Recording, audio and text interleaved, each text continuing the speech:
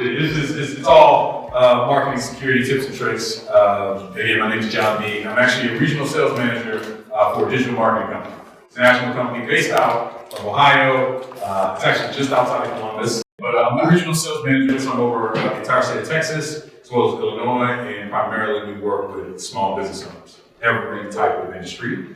So I've got everything from food trucks to childcare learning centers, and you name it. And I'm used to having to break it down, every aspect in terms of how they're finding people are finding them online. In essence, from a security standpoint, when you're doing your marketing, there's a lot of things that you're exposed to. Well, there's a lot of things that everybody's exposed to different degrees, whether you know it or not. But as soon as you start a business, you open yourself up to a lot of other issues. Small things, like for instance, if a business is actually in a strip center and you're joined up with other businesses, how they're doing their marketing, if it's poorly, can actually affect your information. So it's the little stuff like that. When you don't have a suite number on your Google business page, it seems like a small thing. To Google, it's a massive thing. So we're going to kind of get into a little bit of that. Again, overall, I always like to tell business owners, your online presence should match the quality of the services you provide. And in most cases, the quality of services you provide are up here, and then the online presence, there's a massive gap. Okay, it doesn't mean that. It doesn't mean you need to be posting ads anywhere or anything of that nature. But overall, stuff to improve your ranking and gain more customers. Go to the next slide. Claim and verify your GBP. Now, typically it was called Google My Business Page, right? You'll hear people say GMB. That stopped in 2022, right? And it's January they changed that. They overhauled it. It's Google Business Page. They can kind of do whatever they want with it. But nevertheless, that's the thing that we all seen a million times. It's got your reviews. It's got your hours of operation. Now it states there that it's a free online tool businesses use to publish their information. It's just kind of commonplace. If you don't have that, I don't care if you're a lemonade stand, you're already behind, okay? And it's super easy, to create it, okay? But one of the things is, after you create it, you need to make sure it's claimed. Have you claimed and optimized your actual Google business profile, okay? So a lot of people have it, but have you guys ever looked and actually seen it where it says, verify this business, right? Is this your business? That means it's not secure. Right? No one's verified. That means me, you, anybody can go right now and I can verify for you. That's not good. Any Joe Schmo can just go and do that for you. Right? Is this your business? That means one of us can just change the hours of operation. We can suggest a change right now. Verify. Okay? So the verification piece is huge. You can call Google, get a postcard. It's actually a pretty quick process, but you have to start by reaching out. So you have the Google business profile. You want to make sure that you actually verify it. And then the optimization part, it's probably for another talk. I don't want to get too far into that, but from a security standpoint, you want to make sure to verify. One other thing that you want to ask yourself, how many other local industry-specific citations you have? Depending on what your business is listed, whether you know it or not, on other directories. Name, address, and phone number. It's called NAP consistency. That is huge for an optimization standpoint, right? This is what I was saying for if you have a suite number and you're like, well, the suite number's not on Google, but they know where we are. You need to put it on there. It's about doing your due diligence. So people can find you from their iPhones, whether it's an Android, desktop, everything needs to be consistent all across the board. I typically will go to certain businesses and they're like, oh, well, we changed the name of the business last year. No biggie, right? The sign's right, and I changed it on Google. You actually need to go to Apple Maps. Right? See if it's correct. You have to go to MapQuest. Some people are like, oh, I don't use MapQuest. People still use MapQuest. You need to see if it's correct. Yahoo, Bing, those are still places where if it's not correct, Google will actually ding your business. It's happening while we're talking, I can assure you, and list you under the ranking of where you need to be for what your services are. And I want to be clear, this Google business profile is all about how you are being found by your services that you provide. If you're a CBD shop, great. It's great if you think everybody knows you. When I type in CBD shop as an outsider when I'm looking for your services, how do you show in this city, in your area? It's key. And doing these things, or rather not taking care of these things, is the first thing that it'll take you. It'll put you towards the bottom. I'm not saying you gotta be number one, but this is about being a more prominent option for what you do. So Yelp, Bing, your social media profiles if you have them. Not saying you be posting on social media all day. That's very irrelevant to a degree, depending on what your business is. You kind of need to, but is the information correct? If I go to your Facebook, is it the right address? Is it the right number? Okay, right? Are the hours of operation that are listed on the back end, are they consistent and correct? There are more people, especially for those of you, if you're a business owner who has a brick and mortar, there are more people. If you say, hey, we're gonna have to close a couple hours early, Google's the first place you need to go. Period. Everybody's like, well, change it on the sign. More people will see you on Google or not see you than the people that are running across your business and seeing you in real time. Thousands. Every single day, for better or for worse. Trust me, change it on Google first. There's more people showing up after those hours are closed up, thinking you're open, and you think, oh, we had a situation, we had a flood. I had all the time. We had a flood, we had to close down business. Did you mark yourself as temporarily closed for the next 2 or 3 days? People are going to be showing up and become discouraged. This is your sign. You must take care of it. It's precious. Social media, realtor.com, it depends on what your industry is, those other aspects of where you are. For instance, you might be on Nextdoor if you're a contractor. That seems to make sense. Or if you're on Angie, formerly of Angie's List, you got to make sure the business information is correct on there. Obviously, if you are happen to be a real estate agent, realtor.com might be a place where you're going to be found. Cool. Is it current? Is it accurate? And I promise for every customer that you've gotten by not having these things in line, you're missing about 3, 4, 5, in some cases a lot more every single day because your information wasn't accurate. And some people, that's all they go to. They love realtor.com, that's all they go to. Google's the first line of defense, and then after that, how accurate are you with your name, address, and phone number and everything else. But your business information needs to be very consistent across all platforms. Now, next slide. I'm going to be heavier on the first 3 slides because the other 2 are kind of back-end stuff, and I wanted to just touch on it. I don't want to go super deep into it, but response to reviews. That is security at its finest because the reviews can make or break your business, and I think in a lot of areas, and I'll talk to business owners, and the first thing they do is tell me, I'm not worried about those reviews. A lot of people are just negativity, they're going on there, just, leading you on all kinds of different things. Reviews, the minute you have a business, it's highly relevant to me if you personally look for reviews, right? You may have a restaurant that you like to go to right now that might be just close to your area, and you're like, man, I go there all the time. And I say, hey, why don't you come with me? I got a restaurant you should go to. Come check out the one I want to go to. And you just happen to look, and I bet you if they had a 1.9 rating, you'd think twice before just walking in there with me and having me. Daycare, that's another job. Would you send your child, or even consider sending your child to a place that has a 2.5 rating? Right. It's very indicative of the work that they do, right? So all we have to go on is these first few seconds in terms of how people are being found or not being found, and then the validation of how good you really are, okay? And I always look at reviews in terms of volume of business, right? Oh, well, we got 200 reviews, we're good. It seems like a decent amount. Unless you've been around for 50 years and you see about 150 customers a week, and all of a sudden, you're missing a bunch of people who probably love you. Every single person in this room has a place, a business that they love. They go to all the time. They'll tell people about it. Word of mouth is excellent. How many times have you loved that person or that business over you? Not many. Not as many as you should. I'm guilty of it too. This is what I do. Right? Usually if people put a link in front of me, it'll jog my memory, but 50%, 52% of consumers expect you to actually reply to their comments or messages within a certain amount of days. Usually a week to 2 weeks, as I said, but even 2 weeks.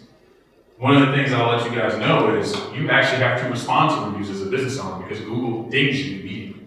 That didn't even exist 2 years ago. That wasn't a thing. We didn't have to worry about it. Our company had to build this into our services. Because we happen to be a Google Premier partner. To do that, there's certain things we have to follow that are best practice. So now, our strategist will respond to every single review. Someone needs to. Even if it's thank you, ... something. Because it's penalizing every time you don't respond.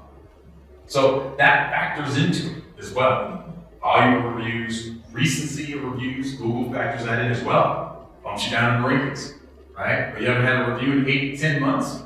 Honestly, looks like you haven't been open in 8 to 10 months. No one's enjoyed this enough to leave a 5-star review.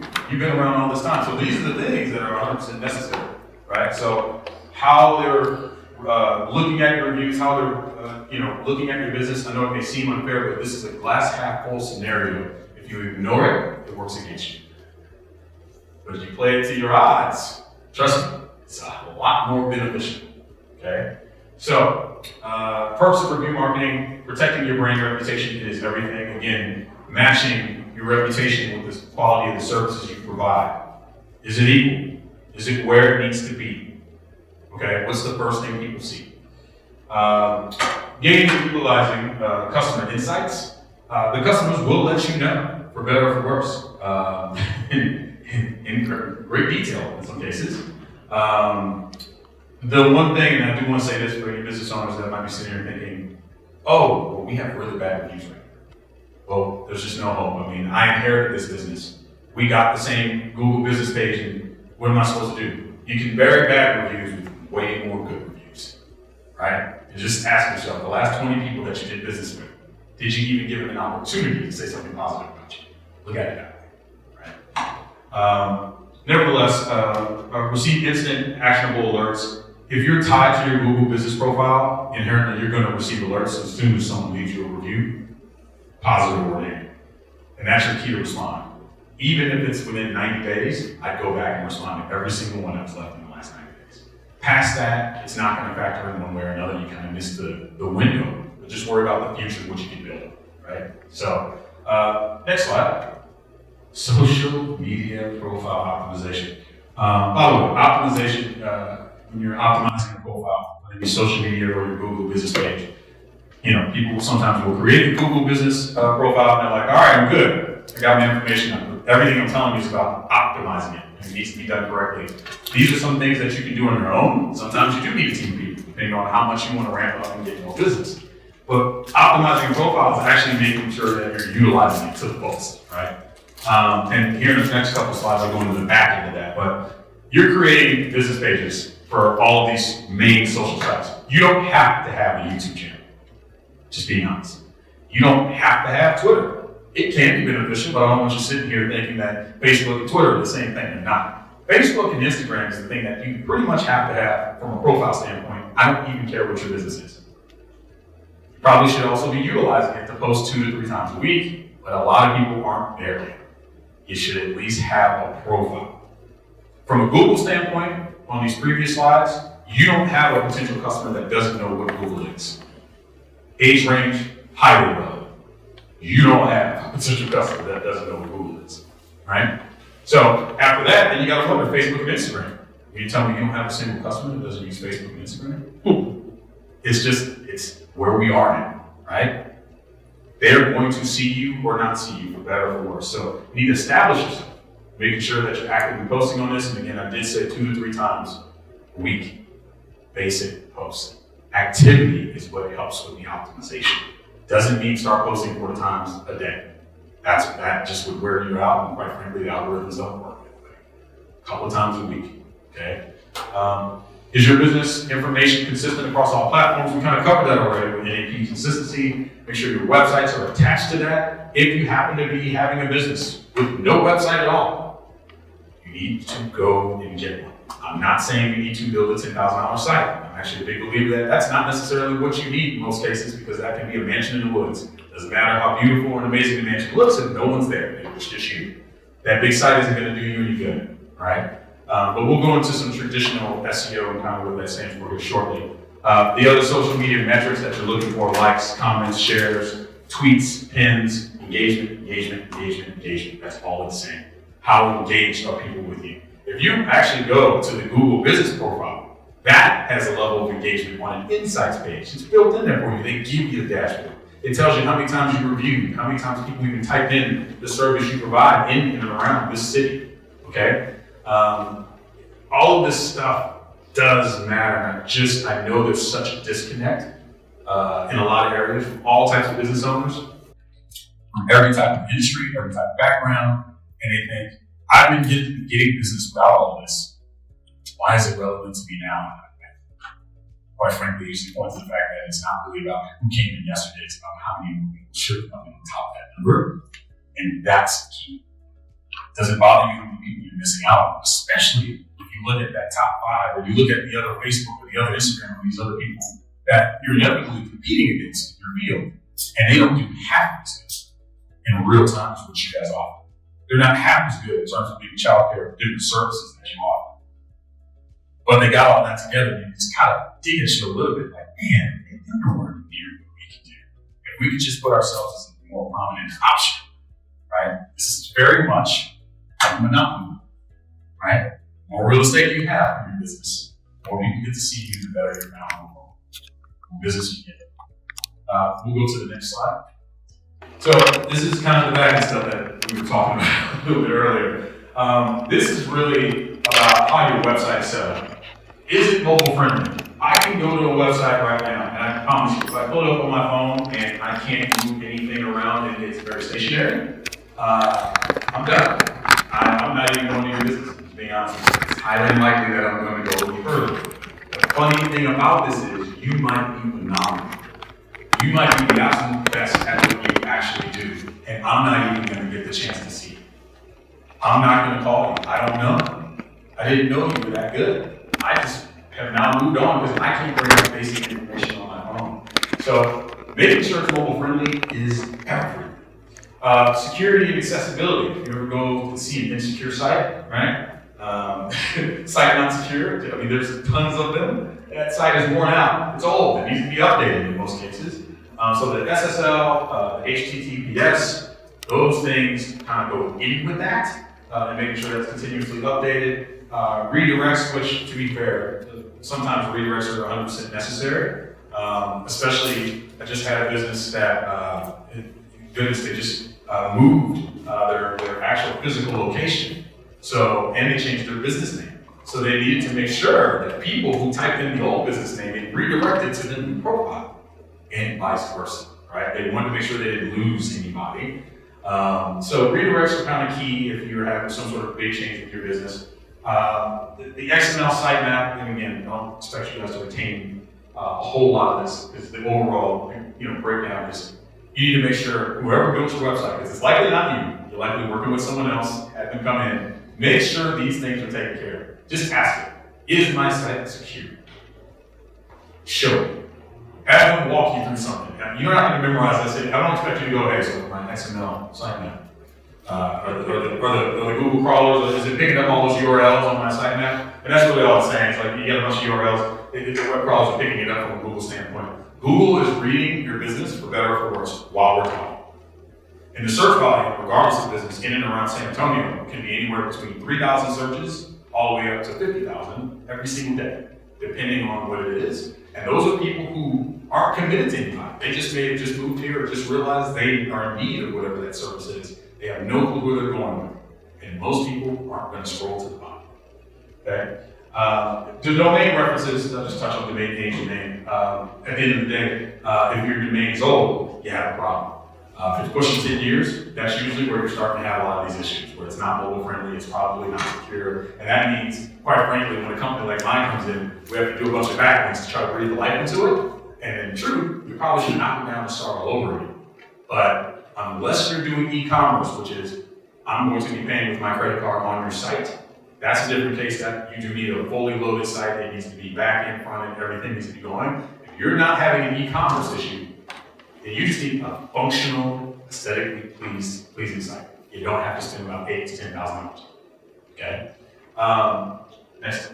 This is the last slide. It's a technical standpoint. This is a little bit of the back end stuff in terms of the data, in terms of how the rankings are done. And there's a lot more that goes into this. I'm just talking about the really organic SEO. SEO stands for search engine optimization. There's a lot of SEO companies. Traditionally, they're focusing on website SEO, which is everything below the map pack. And when I say the map pack, I mean those Google business profiles with the name, address, phone number, business on it, all that stuff. You scroll to the bottom and see all the websites, which 12 years ago, there were only just URLs up and down the page. But nevertheless, all of that stuff, that is what's called traditional SEO. And that's what this focuses on. Okay, so you need at the very least make sure that the back end stuff on your page, and again, just ask the person who built it.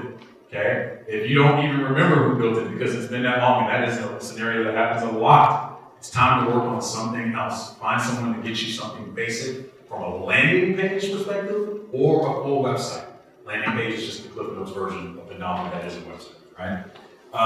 But essentially, the URL structure, the name of the actual site itself, I always find is key. It needs to be keyword friendly. So, picking on the daycare, but if you were a daycare and you were in Bernie, Texas, it should say something like, if you can, if it's available, you can check and see, daycare kids, Bernie, Texas, like in the URL, right? Bernie TX is probably what it actually says. You want to see what's available and choose the most keyword friendly thing. It's not as big of a deal anymore. Google really pulled from it more like 5 or 6 years ago. But it's still a play on the URL because Google's going to pick it up and put you a little bit higher in the rankings if you get the keywords in the URL, okay? That said, internal links that are built out on your website, there should be a bunch of sublinks. Your website itself should be big, you should be putting different things in there. I wouldn't have the About Us page too long, I think that's sometimes unnecessary, but you just want people to be able to have an option, okay? And I would always say the home page needs to be to the point, and then have your tabs for the different things that you want people to click on if they want to see more. Nevertheless, keyword usage, what you're actually putting in the content of the page is huge, especially if you're like, I don't know what keywords we should be using. Think about all the different types of services that you provide and what people would refer to them as. And I say that because if I go to an auto repair guy and he goes, yeah, it's a diagnostic for the brake repair on the back end, I'm not searching that if I'm your customer. I'm searching my brakes are bad, right? You need to have those wording, that wording. Think like your consumer. Think like the customer's going to be working with you. They may not know all the back end stuff. What would they be searching for, right? I just signed up a guy who does hyperbaric chambers. Show of hands who in here knows what a hyperbaric chamber is right off the bat, what it does and all its benefits. Very few people know, right? There's a couple of you who are like, yeah, I mean, I get it. But the truth is he probably needs to be showing up for wellness, med spa, those are things that people are searching for his business for. You showing up for hyperbaric chamber, that's going to capture about 3% of everything. So we went in and we made sure that the wellness tag, the med spa tag, things that people were searching for about his business were showing up to help them, right? Schema markups, that's a little bit more that's a little bit keyword friendly as well. We're not going to get too much into that. But it's pulling from the different text that you actually have that's surrounding your site, and like the meta tags is like the coding part of that. It's a backend stuff.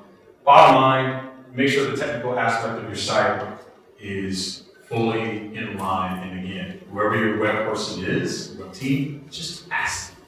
Ask them. And the most simple one, which is why I started with it, is what's the URL name? This is not 10 years ago where people are going to remember your URL name. That's not what this is for. The last 10 businesses right now that you guys have been to that you said you like and love so much and you love to use their services, great. What's their URL? What's their phone number? We don't remember that anymore. Not today. So the name is strictly from a pulling from a Google ranking standpoint. It can help. If you already have a different URL, it's all good. There's a million other things that you can do to drive this. That does help a little bit, okay?